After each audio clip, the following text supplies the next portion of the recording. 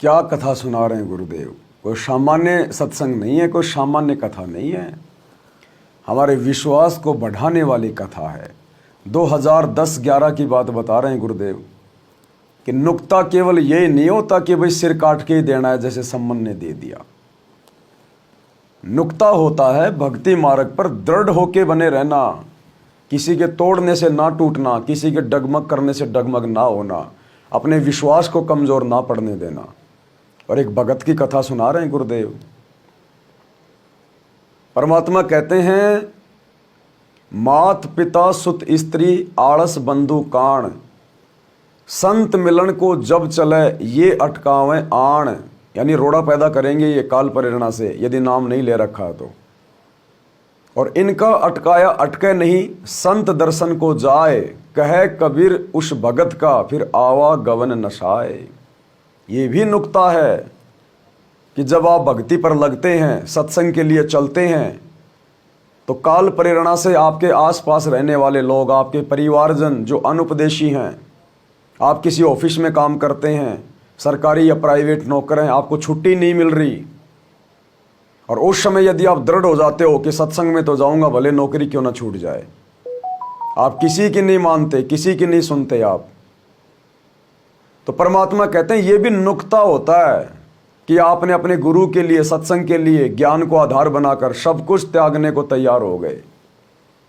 फिर परमात्मा ऐसे भक्तों की नौकरी जाने नहीं देता, फिर परमात्मा अपने भक्तों को परेशान होने नहीं देता, जो इस प्रकार से दृढ़ होकर भक्ति मार्ग पर आगे बढ़ते हैं। तो जब वो भगत सत्संग में जाने लगा तो पीछे से घरवाली का फोन आ गया, भला बुरा कहने लगी, बेटा बीमार है, सख्त बीमार है, कहाँ हो, जल्दी आओ। अब वो उस भगत की परीक्षा थी, वो परिस्थितियां जानबूझ के सतगुरु ने पैदा की थी, वरना थोड़े समय पहले तो घर से बाहर निकला था सत्संग के लिए, उस समय तो बच्चा बीमार नहीं था। अब आधी घंटे में बच्चा भी बीमार हो गया अचानक। तो सतगुरु ने जानबूझकर वो परिस्थितियां पैदा की। सतगुरु एक तीर से अनेकों शिकार करते हैं। वो उस भगत की परीक्षा थी, और उधर से परमात्मा ने उसके परिवार को भी अपनी शरण में लेना था इस घटना के माध्यम से, इस चमत्कार के माध्यम से। तो जैसे ही भगत के पास फोन गया और घरवाली ने कहा कि जल्दी आ जाओ, कहाँ हो, बच्चा सख्त बीमार है। अब ये उस भगत ने देखना था कि भैया अगर मैं वापस भी जाऊंगा तो क्या मैं बच्चे को ठीक कर दूंगा? क्या मैं डॉक्टर हूं? क्या मैं भगवान हूं? करने वाला मेरा गुरु है, मेरा परमात्मा है, और मेरा परमात्मा अंतर्यामी है, उनको सब कुछ पता है। और गुरुदेव ने कह रखा कि बच्चों, जब तुम सत्संग के लिए चलते हो तो तुम्हारे घर पे भगवान बैठ जाता है तुम्हारा सिक्योरिटी गार्ड बन के। तो भगत ने ज्ञान को आधार बनाया, पीछे कदम हटाना उचित नहीं समझा कि ये तेरी परीक्षा है और तू जाकर कर भी क्या सकता है। तू ज्यादा से ज्यादा बच्चे को लेकर हॉस्पिटल में एडमिट करवा देगा, तो ये काम तो तेरी औरत भी कर देगी, पैसे घर पे रखे ही हैं, तू करेगा क्या? क्या तू डॉक्टर है जो इलाज करेगा? क्या तू भगवान है जो अपनी पावर से ठीक करेगा? तेरा कोई रोल नहीं है। और ये सोचकर भगत सत्संग की तरफ आगे बढ़ गया। सत्संग में आ गया, मोबाइल बंद रखा। दूसरे दिन उसने मोबाइल खोला, घरवाली का फोन आया। तो गुरुदेव बता रहे, घरवाली बोली, कति चमत्कार हो गया।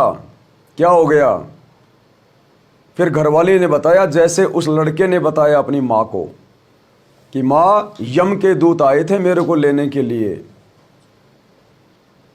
और एक लंबा सा आदमी, सफेद कपड़े पहने हुए, सफेद बाल, दाढ़ी मूछ नहीं बताई, कहीं कोई नादान भाई समझ ले कि वो दाढ़ी मूछ वाले नकली कबीर आए थे। नहीं, सफेद कपड़े, लंबी सी हाइट। अब उस कबीर की, दाढ़ी मूछ वाले की तो तुम्हें हाइट का भी नहीं पता।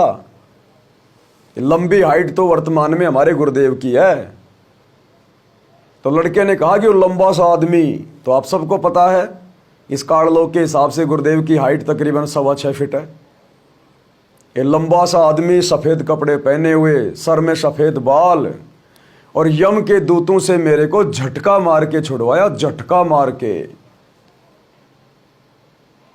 तो उसके बाद भगत की भी आंखों में आंसू आने लग गए, और इस घटना से प्रभावित होकर उस बच्चे ने और उसकी माँ ने, दोनों ने सतगुरु से उपदेश ले लिया। अब विचार करो भाई और बहनों, यदि वो भगत उस समय कमजोर पड़ जाता, अपनी पत्नी के दबाव में आ जाता और वापस घर की तरफ कदम रख देता, तो वो भगत भी परीक्षा में फेल होता और हो सकता है उसका बच्चा भी नहीं बच पाता और उसका परिवार भी परमात्मा से कोसों दूर हो जाता। और भगत को भी भक्ति से दूर कर देते कि देखो हम तो पहले ना कह रहे थे कि तुम्हारे गुरु कुछ नहीं कर सकता, भक्ति में कुछ नहीं रखा, तेरे गुरु में कोई शक्ति होती तो आज हमारा बेटा नहीं मरता। लेकिन उस भगत ने ज्ञान आधार का परिचय दिया, उसने दृढ़ता दिखाई। और जो भगत इस प्रकार से नुक्ते के ऊपर, यानी विशेष परिस्थिति में जो दृढ़ रहता है भक्ति पर, उसको कहते हैं नुक्ता। ये नुक्ता था और भगत नुक्ते में सफल हुआ तो परमात्मा ने दोनों तरफ से शिकार कर दिए, दोनों तरफ से भगत को भी दृढ़ कर दिया और पीछे से भगत के परिवार को भी अपनी शरण में ले लिया। और यम के दूतों से किसने छुड़वाया? सतगुरु देव जी ने छुड़वाया। कोई दाढ़ी मूछ वाला नहीं आया, सतगुरु रामपाल जी भगवान आए। तो यम के दूतों से कौन छुड़वा सकता है?